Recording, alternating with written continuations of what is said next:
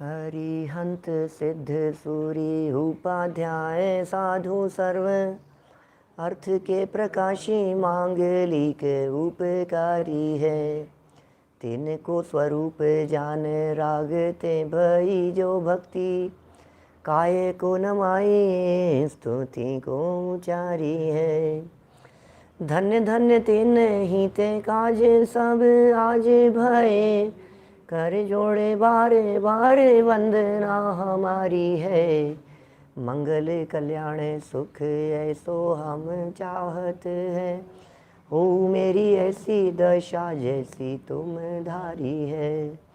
हो मेरी ऐसी दशा जैसी तुम धारी है।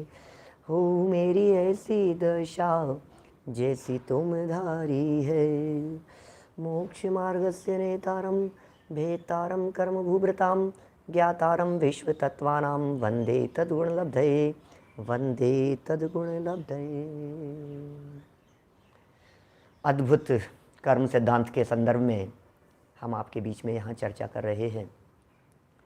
क्या है ये कर्म सिद्धांत, कैसा होता है कर्म सिद्धांत, क्या स्वरूप है इस कर्म सिद्धांत का।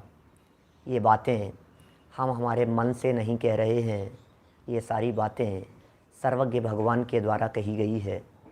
ये सभी बातें वीतरागी जिनेंद्र भगवान के द्वारा कही गई है। जितनी बातें आपके बीच में यहाँ प्रतिपादित की जा रही है, इनका यदि मूल सूत्र यदि देखा जाए तो भगवान महावीर स्वामी की दिव्य ध्वनि है। भगवान महावीर स्वामी की दिव्य ध्वनि से इंद्रभूति आदि गौतम गणधरों से चलती आती हुई पूर्वाचार्यों से लेकर और वर्तमान में ये बात हम तक पहुंची है। ये कर्म सिद्धांत की चर्चा जीवन उपयोगी चर्चा है, जीवन बदल लेने के लिए चर्चा है। और यदि ये बात गहराई से हमारे हृदय में उतर जाए तो इसमें कोई दो राह नहीं कि हमारी सोच बदल जाए, हमारा चिंतन बदल जाए, हमारा विचार करने का नज़रिया और दृष्टिकोण बदल जाए। कर्मों को मूल रूप से 3 शब्दों से संबोधित करके बात की गई थी। एक का नाम द्रव्य कर्म, दूसरे का नाम भाव कर्म और तीसरे का नाम नौ कर्म। एक बंधन है, एक बंधन का कारण है और एक बंधन में के फल में प्राप्त हुए संयोग हैं। बहुत चर्चा इन तीनों कर्मों के संदर्भ में हम आपके बीच में कर चुके हैं। हमारी दृष्टि संयोगों पर रहती है, हमारी दृष्टि परिस्थितियों पर रहती है, हमारी दृष्टि में सिर्फ जगत ही दिखाई देता है, हमारी दृष्टि में तो अकेले दुनिया ही दिखती है। लेकिन सच्चाई यह है कि ये जो दुनिया की परिस्थितियां बन रही है, इन परिस्थितियों के पीछे कोई और काम कर रहा है, कोई और पावर काम कर रही है, कोई और शक्ति है जिसकी वजह से ये सारी घटनाएं होती हुई दिखाई देती है। विचार तो करना पड़ेगा, आखिर नहीं चाहते हुए भी ऐसा क्यों हुआ। विचार तो करना पड़ेगा, हम तो नहीं चाहते थे, फिर आखिर ये सब किसने किया। ये विचार कोई और नहीं करेगा, ये विचार सिर्फ और सिर्फ हमको ही करना होगा। और उसके बारे में जब विचार करते हैं तो हम महसूस करते हैं कि ये जितने भी हैं ये सब अपने अपने किए हुए कर्म हैं। कर्म भाव कर्म से और कर्म के फल में 9 कर्म, एक को कैमरा कह दिया, एक को क्लिक कह दिया और एक को फोटोग्राफी कह करके पुकारा गया। निजी होते हैं, व्यक्तिगत होते हैं, किसी का हस्तक्षेप उसमें नहीं चलता है। हमें लगता है ये मेरे हैं, हमें लगता है ये शरीर मेरा है, हमें लगता है पत्नी मेरी है, हमें लगता है ये बच्चा तो मेरा है। लेकिन भाई कौन सा बच्चा किसका। हमने तो एक दिन आपके भी मुंह से कहते हुए सुना था कि बेटे की शादी क्या कर दी, वो तो बहू का हो गया।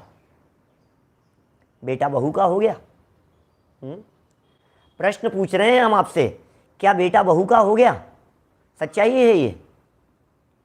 हाँ, जो जिसके अनुसार चले वो उसका, ऐसा कहा जाता है।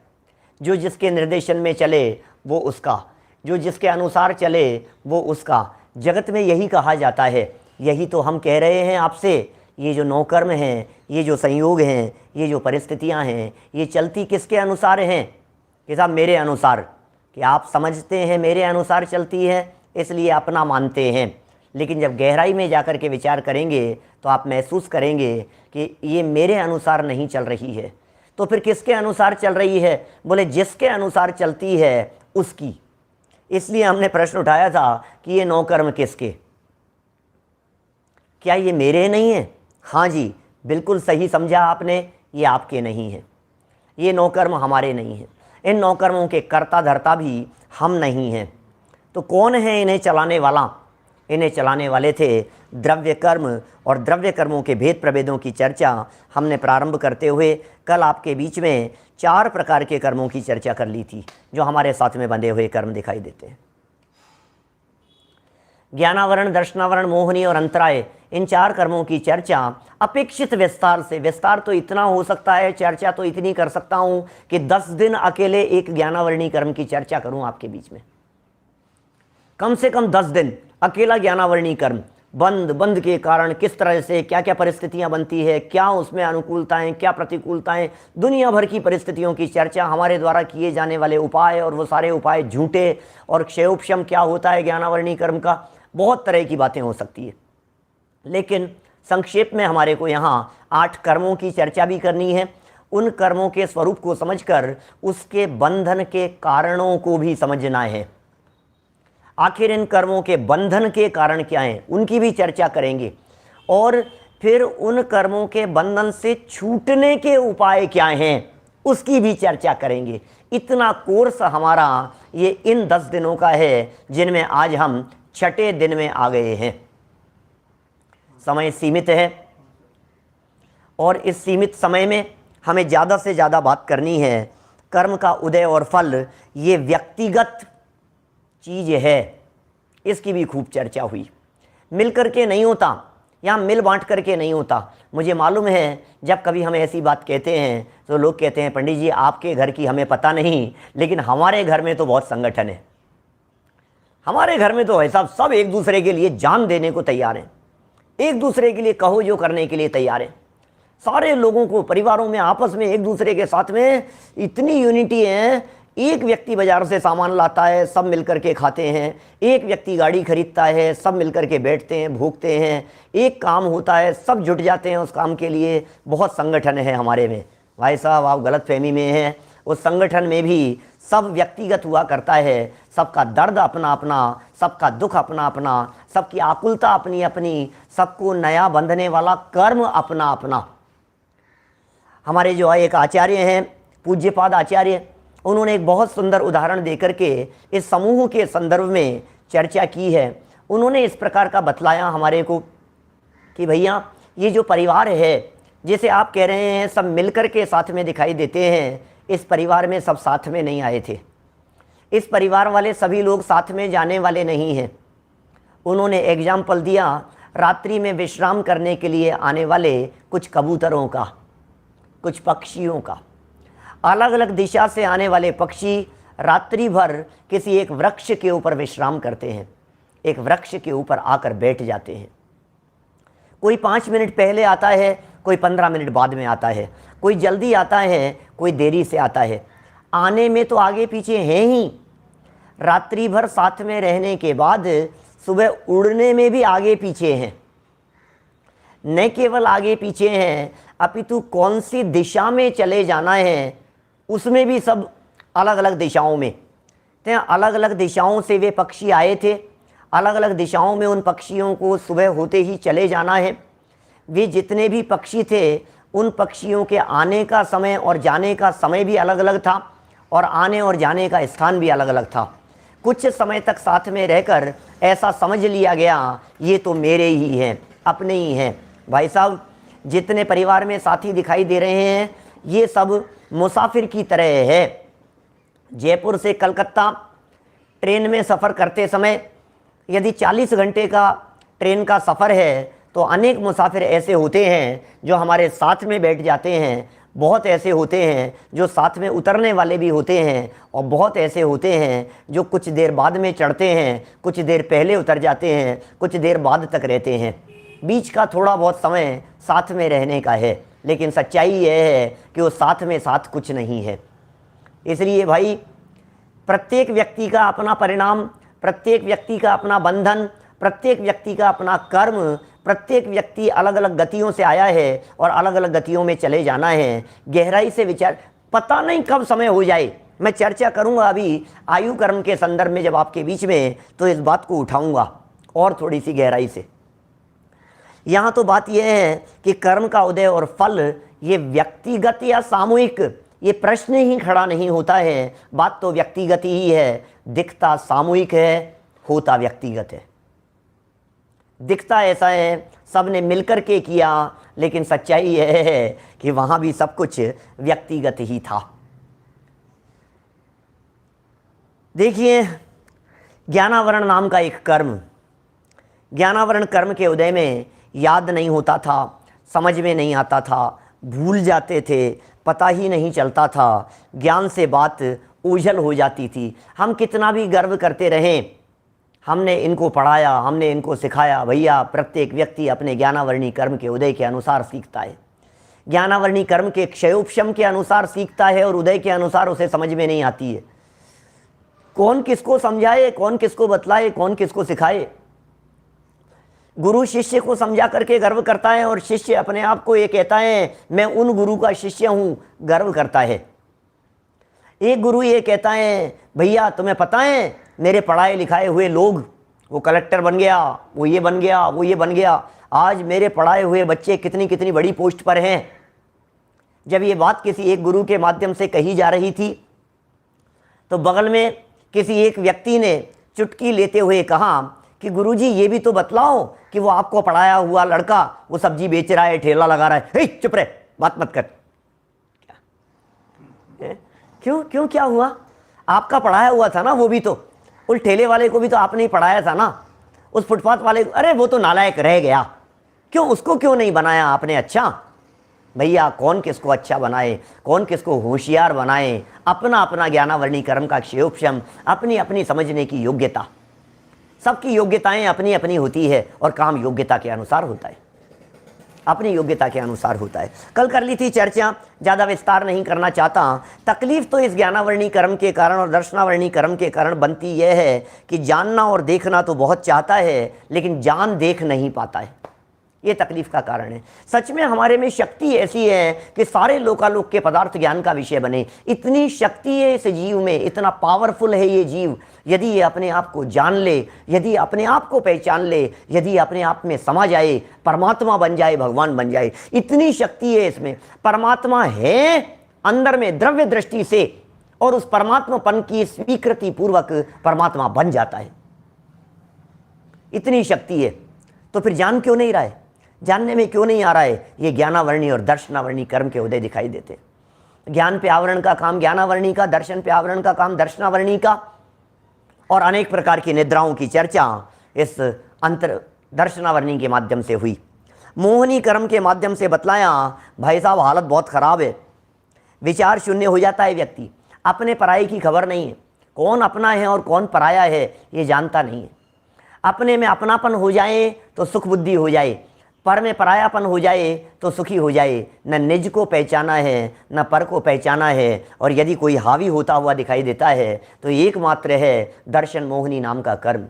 जो कषायें होती हुई हावी होती हुई दिखाई देती है, उसके पीछे भी यदि कोई कारण है तो चारित्र मोहनी नाम का कर्म। शराबी जैसी हालत है, नशे जैसी स्थिति है इस मोहनी कर्म के उदय में। एक अंतराय नाम का कर्म चाहा हुआ नहीं होता, काम अटक रहे हैं, अटकते चले जा रहे हैं, एक के बाद में एक हमारे काम अटकते चले जा रहे हैं। कौन अटका रहा है, कौन अटका रहा है, किसने अटकाए हैं? दोषारोपण करता है दूसरों के ऊपर, लेकिन किसके ऊपर दोषारोपण कर रहा है भाई? जब तेरे ही कर्म का उदय खराब है, जब तेरे ही पूर्व में किए गए कर्म खोटे हैं, तो किसी दूसरे के ऊपर दोष देने से भी कुछ नहीं होगा। मत उठाओ उंगली किसी और के ऊपर, मत देखो किसी और को, मत दिखाओ किसी और को, मत चर्चा करो किसी और की, क्योंकि किसी और का दोष नहीं है, अपना ही दोष है। अपने काम अपने द्वारा अटकाए जाते हैं। ये जैन दर्शन स्वावलंबन सिखाता है, ये जैन दर्शन स्वाधीनता की बातें सिखाता है। ये दर्शन कितना सुंदर दर्शन है जो स्वतंत्र होने की बात करता है, पराधीनता का रंच मात्र यहाँ काम नहीं है। ऐसा दर्शन हमें मिल गया है, हमारे भाग्य से, हमारे महाभाग्य से हमें ऐसा दर्शन मिल गया है।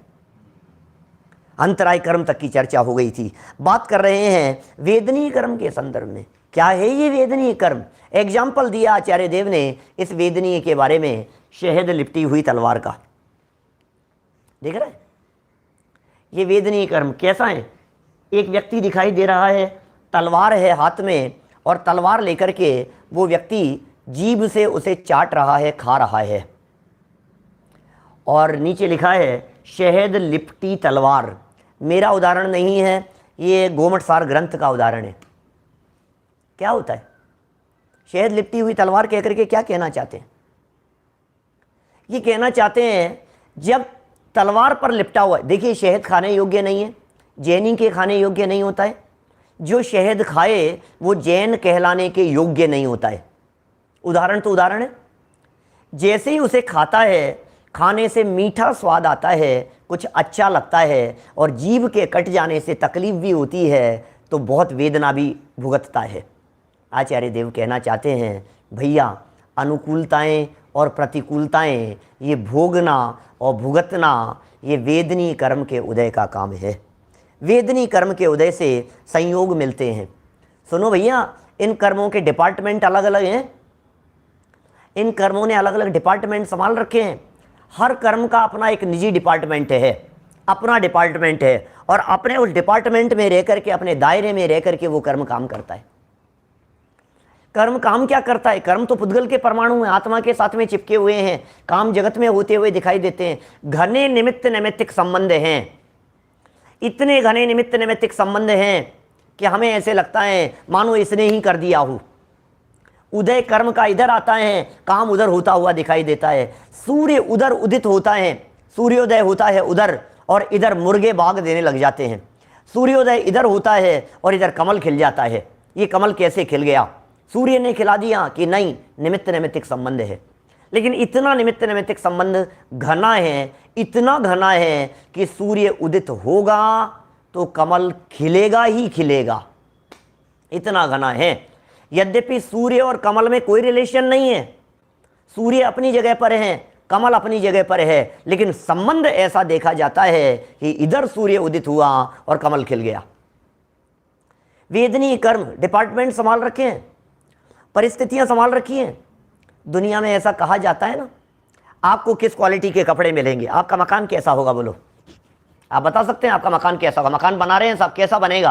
बोले जितना गुड़ डालोगे उतना मीठा होगा।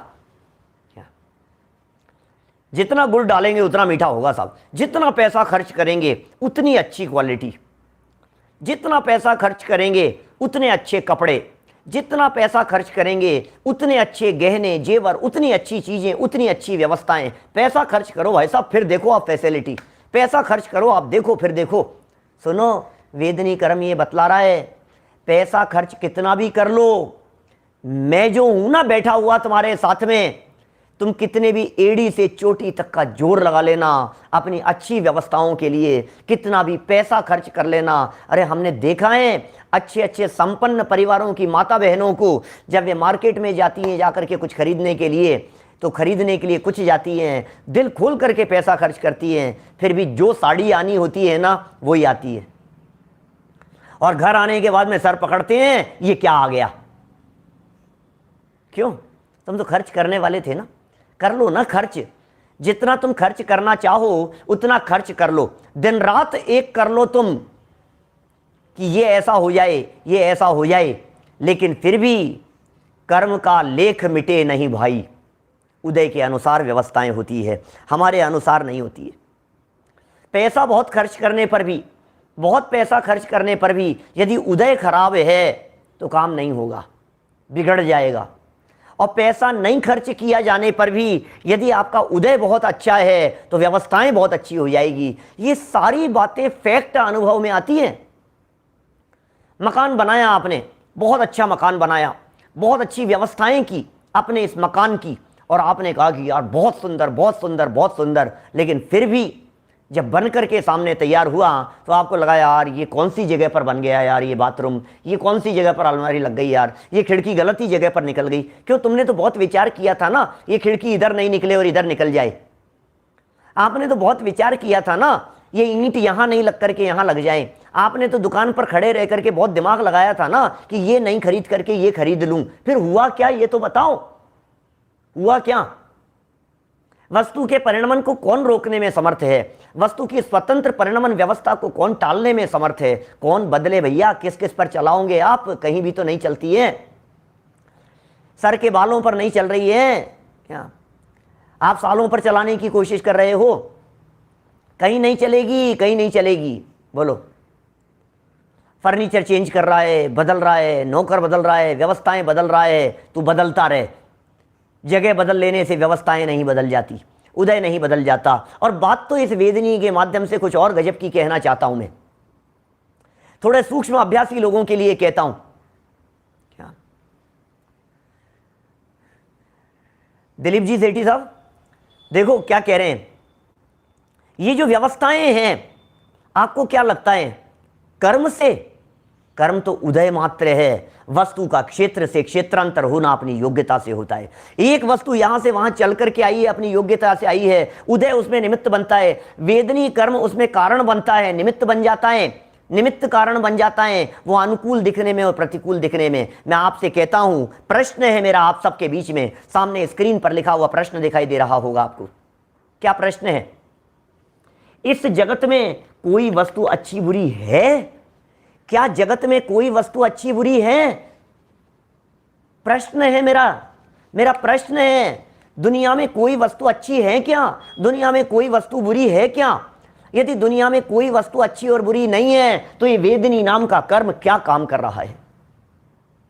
नहीं है दुनिया में कोई भी वस्तु अच्छी बुरी। हमारी मान्यता अच्छी और बुरी है, हमारी सोच अच्छी और बुरी है। हमारी सोच में वो अच्छी दिखाई देने लगती है, वो बुरी दिखाई देने लगती है। वस्तु नहीं, सोच बदल जाती है। वस्तु नहीं, विचार बदल जाता है। वस्तु नहीं, चिंतन बदल जाता है। वस्तु एक और व्यक्ति अनेक। वही वस्तु किसी को अच्छी लग रही है, वही वस्तु किसी को बुरी लग रही है। हम दुकान चलाते हैं, शोरूम है हमारा, और हमारे उस शोरूम पर, उदाहरण दे रहा हूं, मेरा कोई शोरूम वोरूम नहीं है।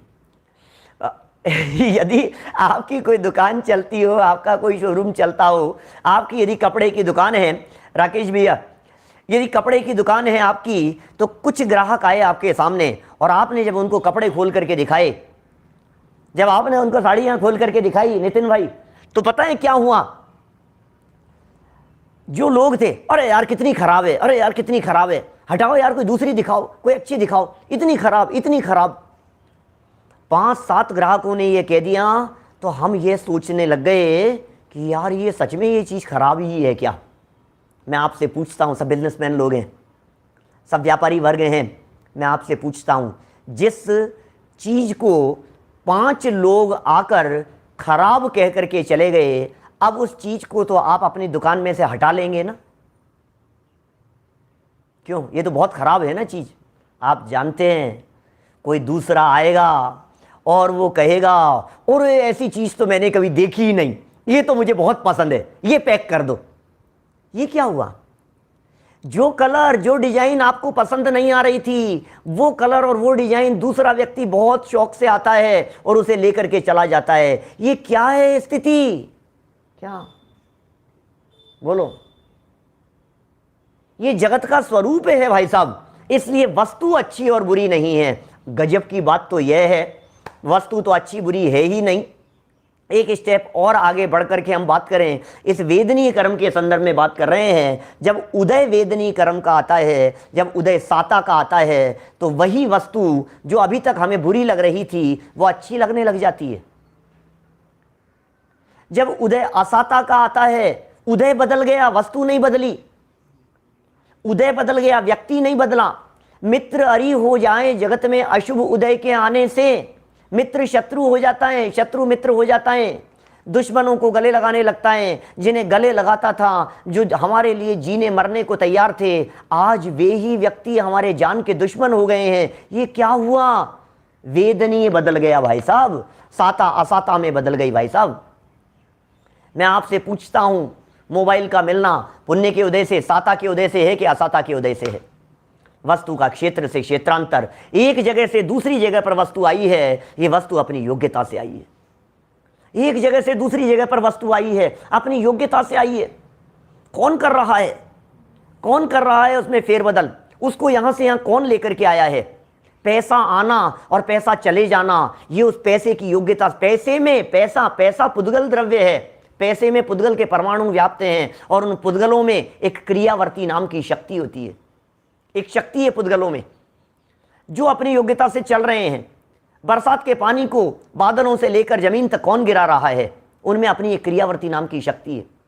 पानी को भाप बन के कौन उड़ा रहा है, बादलों को कौन चला रहा है, इंद्रधनुष किसने बना दिया है, उन पुद्गलों की अपनी शक्ति है, गमन करने की शक्ति है। ये पैसा भी दूसरे के यहाँ तिजोरी से लेकर हमारे यहाँ तक आया, वहां से लेकर यहाँ तक गमन करके आया, इसमें पुद्गल की अपनी क्रियावर्ती शक्ति थी। निमित्त बना उसमें वेदनीय नाम का कर्म, उदय था वेदनीय कर्म का। कंसेप्ट गहराई से समझने की कोशिश करना। अब हम ये कह रहे हैं जो पैसा हमारे पास में आ गया, बोलो ये साता के उदय से आया या असाता के उदय से आया, बोलो पुण्य के उदय से आया या पाप के उदय से आया। मुझे मालूम है हमारे बहुत सारे साथी लोग जो राष्ट्रीय स्तर पर सुन रहे हैं दिगंबर जैन महासमिति के माध्यम से, वे सोच रहे होंगे, जिन्होंने कभी ये तत्व की गहरी बातें नहीं सुनी, वे सोच रहे होंगे पैसा तो पुण्य से ही आता है। भाई साहब, पैसा आना तो पुण्य से ही होता है। लेकिन आपने ये कहावत नहीं सुनी, ऐसा सोना किस काम का जो कान काटे। सुनी है ये कहावत आपने? वो गोल्ड किस काम का, क्या, जो कान काटे। वो पैसा किस काम का जो हमें मुसीबत में डाल दे। वो पैसा किस काम का जो हमें तकलीफ में पटक देवे। इसका मतलब यह है कि पुण्य के उदय से आया हुआ पैसा भी जब उदय बदल जाता है तो हमारे लिए प्रतिकूल हो जाता है। ये वेदनीय कह रहा है, मैं नहीं कह रहा हूं। बातें बहुत गंभीर है। पत्नी पुण्य के उदय से कि पाप कर्म के उदय से। जब आपके अनुकूल चले तो पुण्य का उदय समझना, और जब प्रतिकूल चले तो पाप का उदय समझना। पुण्य के उदय वाली पत्नी अलग और पाप के उदय वाली पत्नी अलग, ये कोई दो पत्नियां नहीं है। पुण्य के उदय वाला मकान अलग और पाप के उदय वाला मकान अलग। साता के उदय वाला बेटा अलग और असाता के उदय वाला बेटा अलग। ऐसा नहीं है, ये दो अलग अलग नहीं है, एक ही है। व्यक्ति एक, वस्तु एक, और उदय बदल गया, काल बदल गया, समय बदल गया। हम कहते हैं कभी कभी एक वाक्य, समय नहीं लगता समय बदल जाने में। भाई साहब, समय नहीं लगता है, समय बदल जाएगा। समय नहीं लगता है, परिस्थितियां बदल जाएगी, अनुकूलताएं प्रतिकूलताओं में बदल जाएगी, प्रतिकूलताएं अनुकूलताओं में बदल जाएगी। तुम्हारी नहीं चलेगी, ताकते रह जाओगे, देखते रह जाओगे। भाई साहब, ये जो वेदनीय नाम का कर्म है, कर्म तो दोनों हैं साथियों, ये दोनों कर्म हैं, साता भी और असाता भी। एक को अच्छा मानना और एक को बुरा मानना, ये महाभूल है, क्योंकि दोनों जुड़वा भाई हैं। पाड़िया जी साहब, पदम जी भाई साहब, क्या कह रहे हैं बोलो? पुण्य को भला मानता है सारा जगत और पाप को बुरा मानता है। लेकिन ये दोनों ही स्थितियां आकुलता की जननी हैं। ये दोनों में ही दौड़ धूप है, दोनों में ही भागम भाग है। ये दोनों ही इस जीव को शांति प्रदान करने वाली नहीं है। दिखता ऐसा है कि पुण्य के उदय में अच्छा लगा, दिखता ऐसा है अनुकूलताएं मिल गई, मजा आ गया, दिखता ऐसा है बहुत अच्छा हुआ, बहुत अच्छा हुआ, बहुत मजा आ गया। लेकिन सच्चाई क्या है उस मजे के पीछे? सच्चाई यह है कि साता असाता को अपने पीछे साथ में लेकर के चलती हैं, असाता साता को अपने पीछे साथ में लेकर के चलती हैं। ये दोनों जुड़वा हैं, जुड़वा। आपको मालूम है एक साधु महात्मा थे, फटे हाल हालत थी, कुछ दरिद्रता थी बहुत ज़्यादा, और वे पहुंच गए किसी एक राजा के राज दरबार में, और दरवाजे पर जाकर के और चौकीदार से ये कहा कि जाओ राजा साहब को कहना कि साड़ू भाई आए हैं। साड़ू जानते हैं आप? जिन दो व्यक्तियों की वाइफ बहनें हों, आपस में बहनें हों। तो पैर चौकीदार ने रोक दिया, क्या बात करते हो, हमारी तो रानी साहिबा इकलौती बेटी है, उनकी तो कोई बहन नहीं है। कि सुनो, मैं कह रहा हूं राजा आपके समझ, उनको मालूम है सब, आप राजा के पास में जाकर के बात कहो। जब राजा को बात कही तो राजा को एकदम तो लगा ऐसा कि कौन है यार, कौन आ सकता है, हमारे तो सच में कोई नहीं है। लेकिन जब बाहर निकल करके आया और बाहर निकल करके आने के बाद राजा ने उनका स्वागत किया और अपने राजमहल में बुलाया। सेवक ने पूछा, महाराज हमें तो पता ही नहीं था, कितनी बड़ी गलतफहमी हो जाती आज, हमें तो मालूम ही नहीं था कि रानी साहिबा की कोई बहन भी है। बोले भाई, एक राजा की दो बेटियां थी, एक का नाम था साता और दूसरी बेटी का नाम था असाता। साता वाली बेटी का विवाह मेरे साथ में हुआ है और असाता वाली बेटी का विवाह इनके साथ में हुआ है। ख्याल में आ रही है बात? ये साता और असाता जुड़वाएं हैं, ये एक दूसरे को छोड़ करके नहीं रहती हैं, कभी एक आगे और कभी एक पीछे। परिस्थिति इसी प्रकार की होती है जैसे हमारे दो पैर, ये दोनों पैर चलते समय कभी साथ में नहीं होते, कभी राइट वाला पैर आगे होता है, कभी लेफ्ट वाला आगे हो जाता है, कभी फिर राइट वाला आगे हो जाता है, कभी फिर लेफ्ट वाला आगे हो जाता है। आगे चलने वाले पैर को घमंड नहीं है और पीछे रह जाने वाले को किसी तरह की खेद खिन्नता नहीं है। ये कर्म के उदय भी इसी प्रकार के हैं, साता और असाता के रूप में। व्यवस्थाएं संभाल रखी हैं, आपकी सारी व्यवस्थाएं संभाल रखी है, आपका अपने कर्म के उदय से हो रही है आपकी व्यवस्थाएं। कभी कभी लोग जब समाज में इस प्रकार की बातें करते हैं, पंडित जी आज तो मरते मरते बच गया, ऐसा एक्सीडेंट होते होते बच गया, मैं क्या बताऊं। देखो हम तो कोई धर्म कर्म करते नहीं हैं, लेकिन हमारे अम्मा जी रोजाना खूब धर्म कर्म करते हैं। कोई उनका ही दिया लिया आड़े आ गया हमारे, क्या उन्होंने किया और उनका किया हुआ थोड़ा सा हमारे आड़े आ गया। गलत फहमी में हो, ये सिखा रहे हैं यहाँ पर, कुछ नहीं करते हैं भाई साहब, किसी का कोई आड़े नहीं आता है। क्या चलें आगे थोड़ा सा इस वेदनी कर्म के आगे। बातें तो बहुत है, मैंने पहले भी कह दिया है, एक एक कर्म के संदर्भ में 10-10 दिन चर्चा करें, ये ऐसे विषय हैं। और हमारे अशोक जी भाई साहब बढ़िया जी कह चुके हैं आपको पहले भी ये बात कि ये कर्म सिद्धांत ये इतना विशाल प्रकरण है। जिनागम के 4 अनुयोगों में से एक अनुयोग की चर्चा माने 25% ऑन एन एवरेज, और ऑन एन एवरेज की क्या बात करें, एवरेज चलता नहीं है, क्योंकि कर्णानुयोग के प्रकरण बहुत विशाल हैं। पूरी धवला, जय धवला, महाधवला, षटखंडागम जैसे महान ग्रंथ, कषाय पौड़ जैसे महान महान ग्रंथ, गोमटसार, जीवकांड, कर्मकांड जैसे महान ग्रंथ इस कर्म सिद्धांत के लिए समर्पित है। मैं ऐसा कह सकता हूं 80% जिनवाणी इस कर्णानुयोग के लिए समर्पित है। 80% जिनवाणी की चर्चाएं, उन कर्णानुयोग की चर्चाओं में भेद विज्ञान की बात, आत्मा की बात कहीं कहीं आएगी कभी कभी। आगे बढ़ते हैं आयु कर्म की तरफ। नया एक कर्म है, बोलो नाम क्या है उसका? आयु कर्म। आयु कर्म क्या काम करता है? ये आयु कर्म क्या काम कर रहा है? ये आयु कर्म कह रहा है जिंदगी और मौत। आयु कर्म का उदय क्या दिख रहा है इसके उदय में आपको? जिंदगी और मौत। ये आयु कर्म के उदय का काम है। जिंदगी भी आयु कर्म के उदय से है और मौत आयु कर्म समाप्त हो जाने के कारण से है। सारी दुनिया में उठापटक चल रही है जिंदगी और मौत के लिए। झूल रहा है ये जीव, मर नहीं जाऊं, मर नहीं जाऊं, मर नहीं जाऊं, मरने की कल्पना मात्र से डरता है। कदम कदम पे इसको मौत इसको ऐसी लगती है, मौत की चर्चा भी मत करो। ये मौत की चर्चा करने के लिए भी मना करता है। कह रहे हैं भैया मौत से क्या डरना, आएगी ये तो। जिसने जन्म लिया है उसका मरण तो नियम से होगा। हम क्या बताएं आपको, क्या चर्चा। जिसका जन्म है उसका मरण तो नियम से होने वाला है ना। जिसका समय आ गया है उसे बचाने में कौन समर्थ है, और जिसका समय नहीं आया है उसे मारने में कौन समर्थ है। हमारा समय नहीं आया, दुनिया की कोई ताकत मुझे मार नहीं सकती। हमारा समय आ गया, दुनिया के बड़े बड़े डॉक्टर मिलकर के भी मुझे बचा नहीं सकते। ये सिखा रहा है आयु नाम का कर्म। आयु, आयु, एज, हर समय आयु कर्म का उदय चल रहा है, हर समय आयु कर्म का फल मिल रहा है। मार दिया इन्होंने, बेमौत मारे गए बेचारे। कौन बेमौत मारे जाएंगे? बहुत सुंदर पंक्तियां एक दादा की आश्रण भावना में। जिंदगी एक पल कभी कोई बड़ा नहीं पाएगा, रस रसायन सुत सुभट कोई बचा नहीं पाएगा। लाइनें सुनना, लाइनों की गहराई में जाने की कोशिश करना। थोड़ा सा कुछ तथ्य हाथ लगेगा, बहुत सारी हमारी मिथ्या मान्यताएं निकलेगी, बहुत सारी गलतफहमी निकलेगी। थोड़ा सा विचार करना। जिंदगी एक पल कभी कोई बड़ा नहीं पाएगा, रस रसायन सुत सुभट कोई बचा नहीं पाएगा।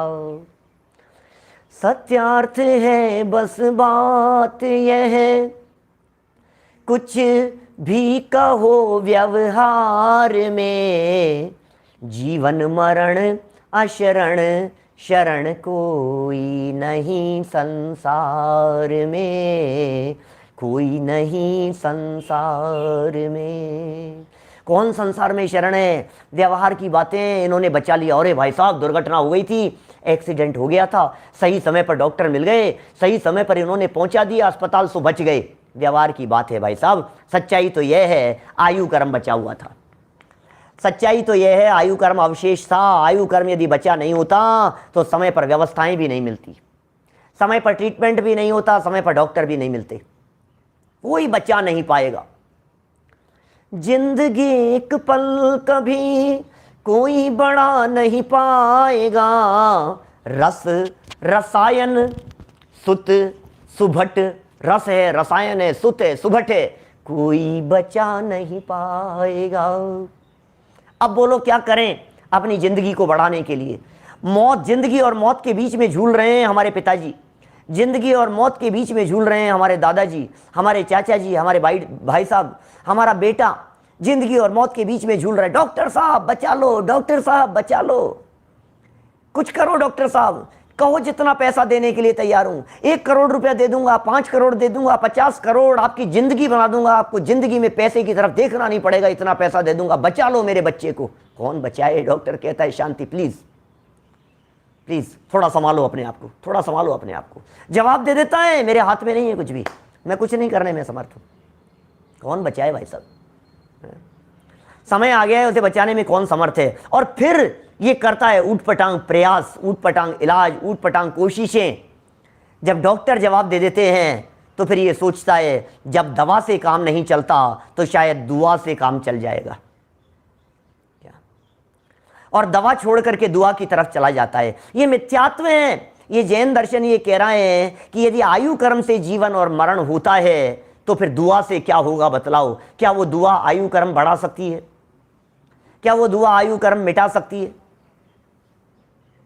कितने करें विधान हम, कौन से? शांति विधान। कितने करें जाप हम, कौन से? महामृत्युंजय, महामृत्युंजय जाप चल रहे हैं, पूरे दुनिया भर में चल रहे हैं, अनुष्ठान हो रहे हैं मृत्यु से बचाने के लिए। महामृत्युंजय जाप हो रहा है, और क्या होगा इससे? और किसके लिए कर रहे हैं? अम्मा जी की शांति के लिए, अम्मा जी की तबीयत ठीक करने के लिए। प्रश्न है हमारा, अम्मा जी तो बिस्तरों में पड़ी है, विधान कर रहे हो आप और तबीयत ठीक हो जाएगी अम्मा जी के।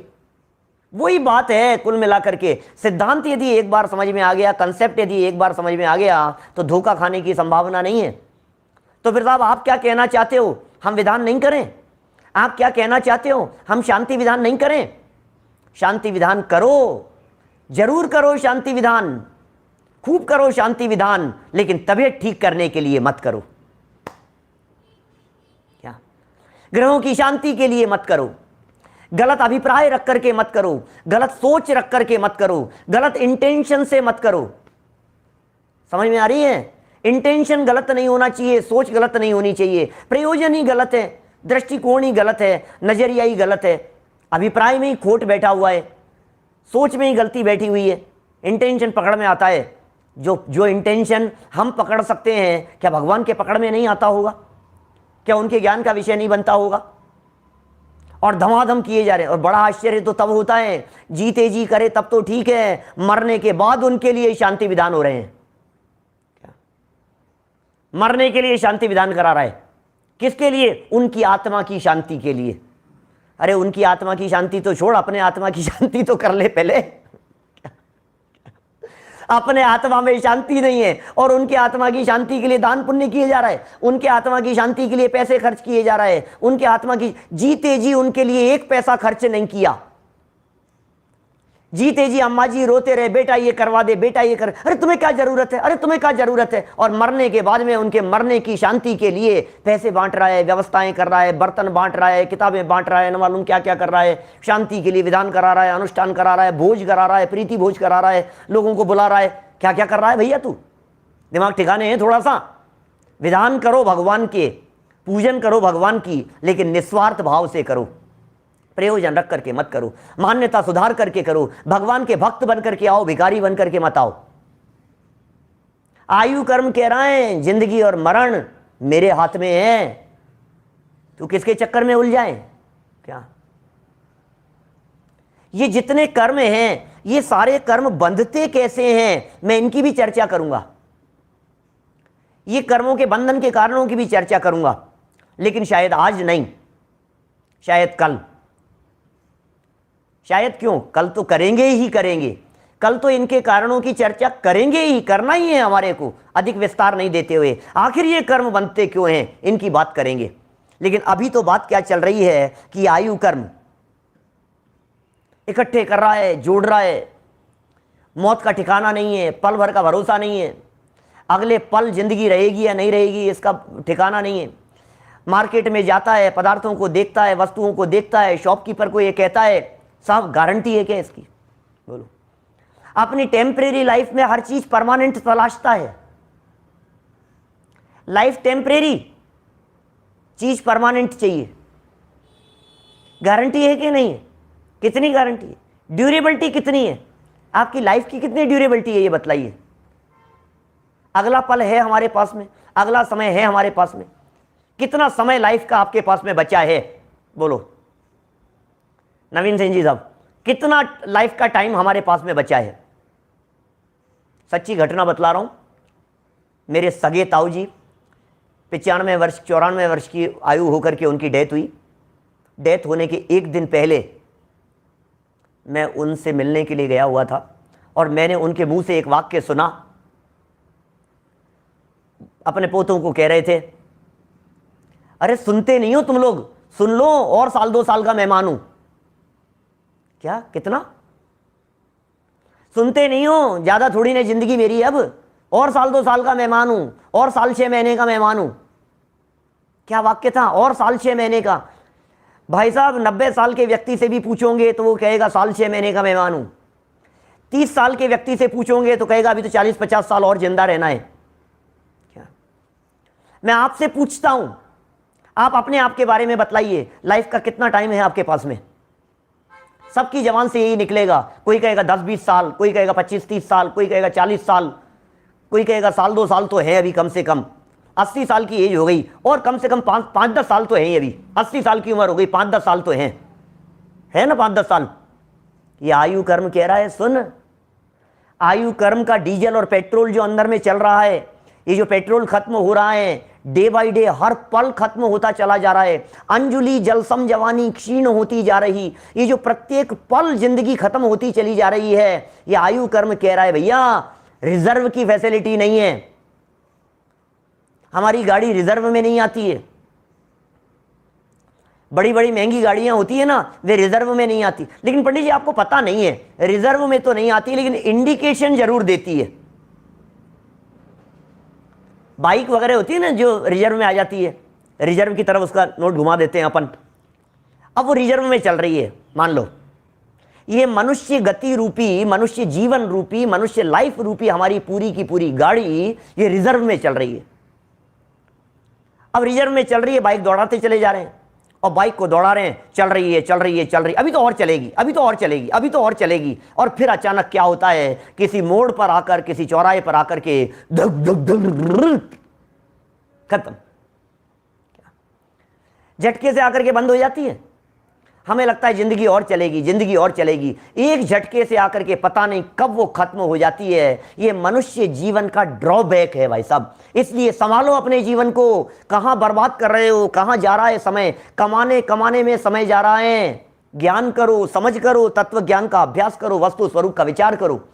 क्या क्या कहती है जनवाणी, क्या कहता है जैन धर्म, क्या है ये सिद्धांत, क्या मिल गए हैं हमारे महाभाग्य से, हमें हमारे महाभाग्य से मिल गए हैं। यदि इनका सदुपयोग नहीं किया गया तो ये जीवन तो पूरा होगा और नया जीवन मिलेगा तिर्यंज गति में। गाय बन जाएगा, भैंस बन जाएगा, कुत्ता बिल्ली बन जाएगा, भेड़ बकरी बन जाएगा।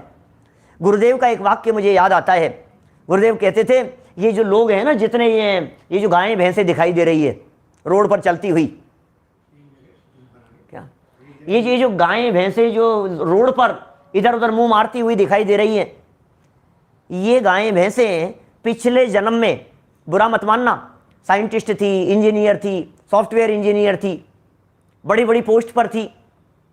कि साहब क्या बात कर रहे हो आप, कैसी बात कह रहे हो? कि नहीं नहीं, उस समय हम इनको कहते थे कि थोड़ा धर्म कर्म कर लो, फिर ये कहते थे नहीं नहीं फुर्सत नहीं है, नहीं नहीं टाइम नहीं है। देखो प्रकृति ने कैसा समय बदल दिया इनके साथ में कि आज ये दर दर की ठोकरें खा रही हैं, इधर उधर मुंह मारती फिरती हैं, समय ही समय है, फालतू खड़ी हैं, 4-4 6-6 घंटे तक एक जगह पर गाय बेचारी खड़ी रहती है, अब फालतू हो गए हैं। तो कहता है ना समय नहीं है, समय नहीं है, हमारे पास में समय नहीं है, हमारे पास में समय नहीं है।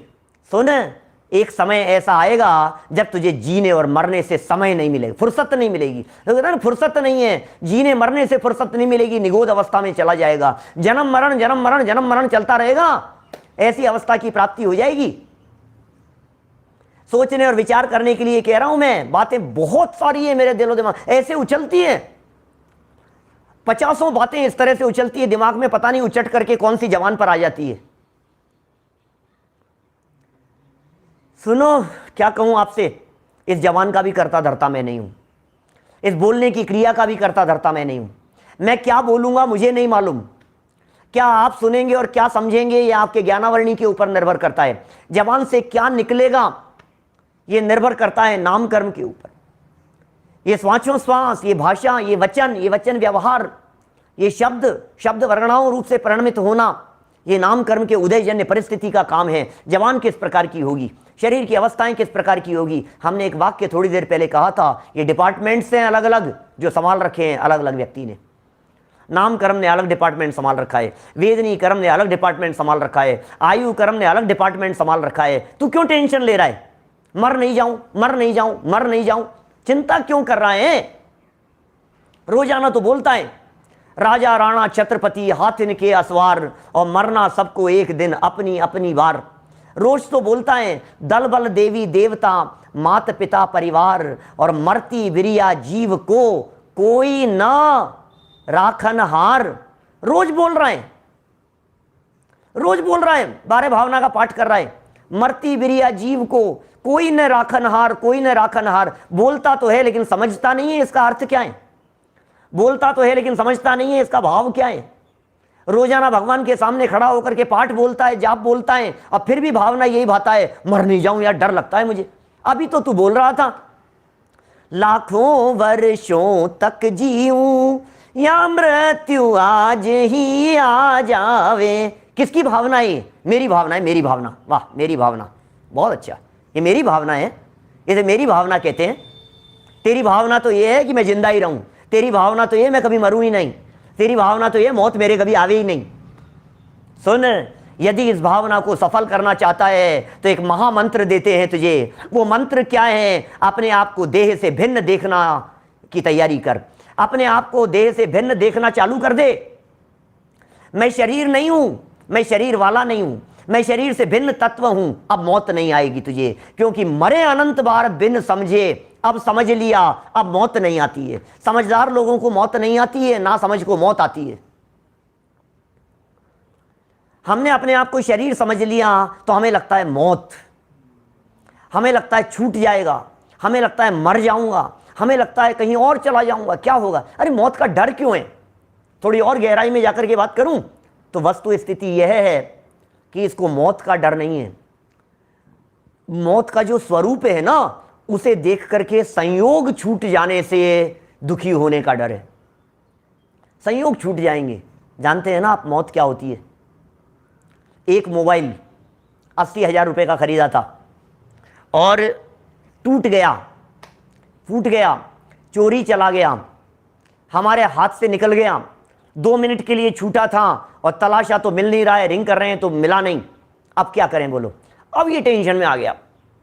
एक चीज गई है और आप आकुलित व्याकुलित हो गए हैं। आप जानते हैं मौत उसका नाम है जब एक मोबाइल नहीं, एक घर नहीं, एक बच्चा नहीं, एक परिवार का सदस्य नहीं, तन पर एक कपड़ा नहीं, सारी चीजें, गाड़ी महल मकान बंगला, सारी चीजें एक साथ एक झटके से छीन ली जाती है। उस परिस्थिति का नाम है मौत। इसलिए डरता है, मौत आ जाएगी, मौत आ जाएगी, मौत आ जाएगी। लेकिन हम बता रहे हैं ना, ये जिनवाणी माँ बता रही है ना आपको, ये जिनवाणी माँ हमारे को सिखा रही है ना, डरने की जरूरत नहीं है क्योंकि तू कभी मरता नहीं है। डरने की जरूरत नहीं है क्योंकि तू वो तत्व है जिसका जन्म भी नहीं होता और जिसका मरण भी नहीं होता। नवी उपजई नवी मरई बंधु न मोक्षु करई, 20 गाथाएं मेरे दिलो दिमाग में उछल रही है, प्राकृत की गाथाएं, संस्कृत के श्लोक और छंद। लेकिन मुझे मालूम है सामान्य लोगों के बीच में जबरदस्ती पंडिताई की बातें नहीं करना। मैं सिर्फ बातें वही कह रहा हूं आप लोगों के बीच में जो आप लोगों के समझ में आने योग्य दिखाई देती है। कोई बात ऐसी नहीं है जो समझ में नहीं आ सके, हर बात समझ में आ रही है। किसी का सहारा ले लो आप। ये आयु कर्म की चर्चा यहां मैं समझता हूं अपेक्षित विस्तार से मैंने आपके बीच में कर ली है। मैंने मौत कभी भी आ जाएगी इस बात को सावधान रखो, सामने रखो, उसके लिए प्रति समय तैयार रहो। और मैं मरने वाला नहीं हूं ऐसे अनादि अनंत तत्व पर दृष्टि रखो। अपने अनादि अनंत आत्म तत्व पर दृष्टि रखकर अब मौत की परवाह नहीं है। अब जो होता है, लाखों वर्षों तक जीऊंगा तो भी मुझे कोई दिक्कत नहीं है, और यदि आज ही मर जाऊंगा तो मुझे भी कोई प्रॉब्लम नहीं है, किसी तरह की कोई प्रॉब्लम नहीं है। क्यों? क्योंकि शरीर तो बदलना ही है। जिस तरह से तन पर कपड़े बदलते हैं उसी तरह से तन भी बदल जाता है। ये तन वस्त्रों की तरह है, इसलिए न इन्हें जबरदस्ती रोकने की चेष्टा करो और न मैं मर जाऊं ऐसा विकल्प करो। कभी व्यक्ति बहुत दुखी होता है तो ये कहता है मर क्यों नहीं जाता, मर क्यों नहीं जाता। कह रहे हैं भैया तेरे विकल्पों से तू मरेगा नहीं। कहता है मैं मरना नहीं चाहता, कि तेरे विकल्पों से तू बचेगा नहीं। इसलिए न मरने के विकल्प कर न जीने के विकल्प कर। पता है समाधि की भावना क्या होती है, संलेखना और समाधि की भावना क्या होती है? बोलते हो आप लोग सब, वही पंक्तियां सुना रहा हूं। जीने की हो न वांछा, मरने की हो न इच्छा, परिवार मित्र जन से मैं मोह को छुड़ाऊं। क्या बोलो? अभी मैंने किया था बीच में कोरोना के समय में एक प्रवचन, मरने इसके संदर्भ में, क्या करें अंत समय में। 35-37 हजार लोगों ने देखा है उसे। मैंने क्या करें अंत समय में, जीने की इच्छा नहीं है, मरने की वांछा नहीं है। इसका नाम है समाधि। हमें कोई विकल्प नहीं है। क्या सहजता होती है, क्या शांति होती है। लेकिन ये शांति और सहजता तत्व ज्ञान के अभ्यास से आती है। ये शांति और सहजता आत्मस्वरूप के अवलंबन से आती है। ज्ञानियों को डर नहीं होता, ज्ञानियों को मौत की चिंता नहीं होती, उन्हें परवाह नहीं होती। आखिर ऐसा क्या मिल गया है उन्हें जो उन्हें तकलीफ नहीं हो रही है। प्रतिकूल परिस्थितियों में भी ज्ञानी जीव समता भाव रखते हैं। आखिर उन्हें ऐसा क्या मिल गया है? बोलो, सीता को क्या मिल गया? कितने उदाहरण मिलेंगे आपको? उठा करके देखो, इतिहास उठा करके देखो। मैं लाइन लगा करके सैकड़ों उदाहरण आपको कह सकता हूं। उनकी उन परिस्थितियों को देखो, उन परिस्थितियों में उनके पास में क्या था? तत्व ज्ञान था, समझ थी, विचार था, जिनवाणी का अवलंबन था, भगवान के केवल ज्ञान के ऊपर श्रद्धा थी। ये श्रद्धा और ज्ञान यदि होता है अंदर में तो फिर दृढ़ता आती है। ये श्रद्धा और ज्ञान यदि होता है फिर दुनिया की कोई ताकत आपको दुखी करने में समर्थ नहीं होती। दुनिया की कोई ताकत आपको विचलित करने में समर्थ नहीं होती। इतनी श्रद्धा को मजबूत कर लो, अपने कर्म के उदय के सिवाय दुनिया की कोई ताकत मेरा न बिगाड़ सकती है न सुधार सकती है। इतने मजबूत यदि आप हो जाएंगे तो फिर आपको कौन दुखी करे बताओ। सामने वाला व्यक्ति ये कहता है, सामने वाले व्यक्ति ने आकर के मारना पीटना शुरू किया, आप दुखी होना चालू हो गए।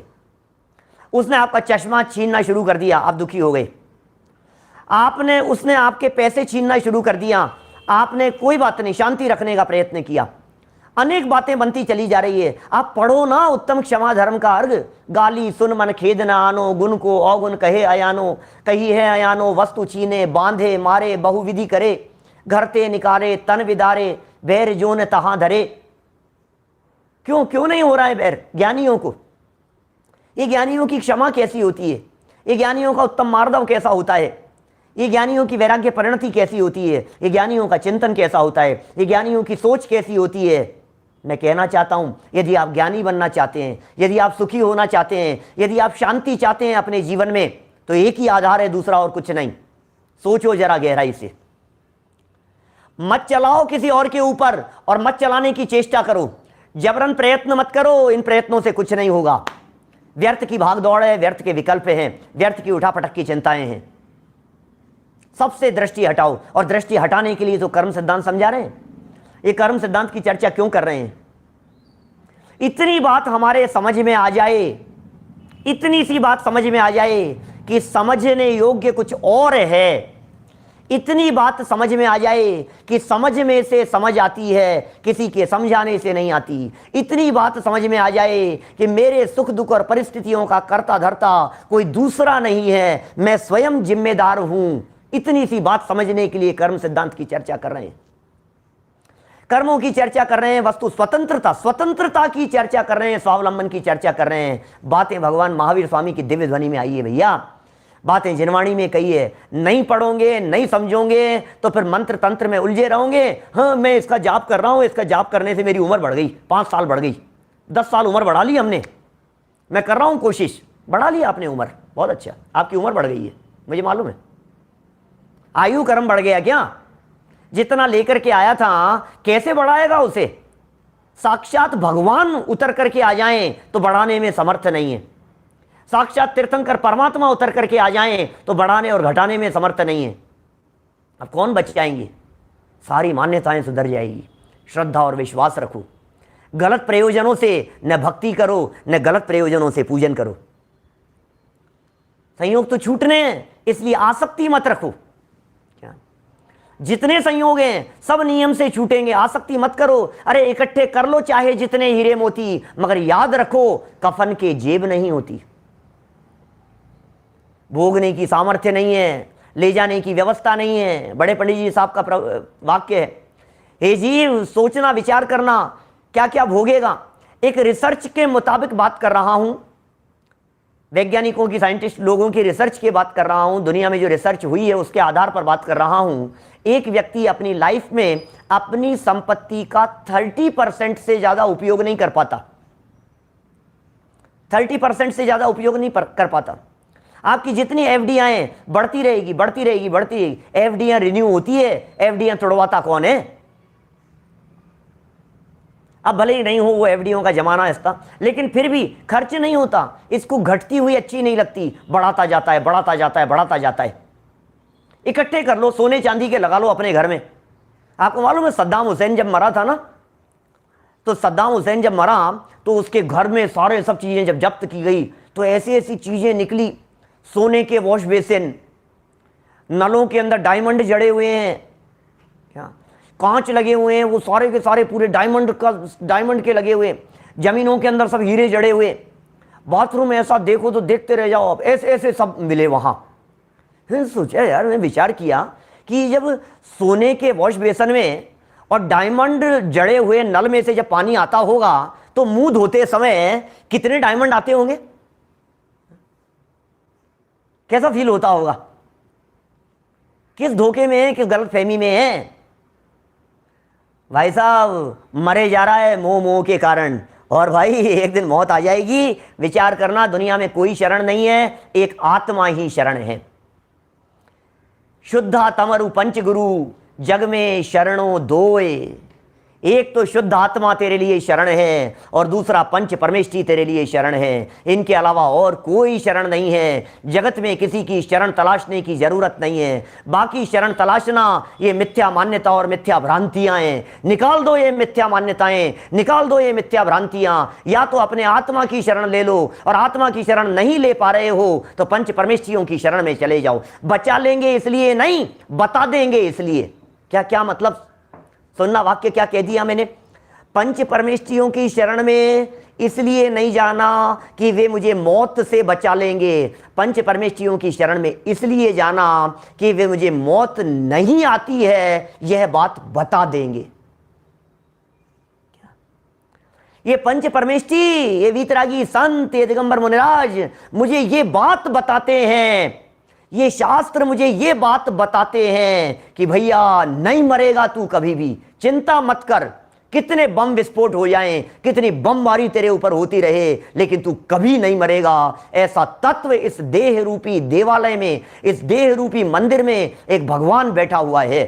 दो तरह के भगवान होते हैं, दादा ने एक लिखा भी एक पाठ, दो तरह के भगवान। एक भगवान वे जो मंदिर में विराजमान है, दूसरे भगवान वे जो भगवान इस शरीर के अंदर विराजमान है।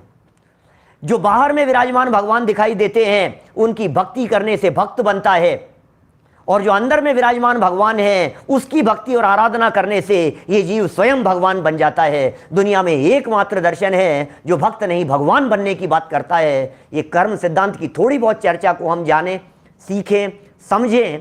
कर्म बंधन के कारणों की चर्चा भी कल करेंगे अपेक्षित विस्तार से, और फिर उनसे बचने की बात भी करेंगे, और इनसे बचते हुए अल्पकाल में हम उस अवस्था की प्राप्ति करें जहां सदा सदा के लिए कर्म से मुक्त हो जाएं, परमात्मा बन जाएं। हम सभी की ऐसी अवस्था अल्पकाल में प्रकट हो, इसी मंगल भावना से बात को यहीं विराम देता हूं।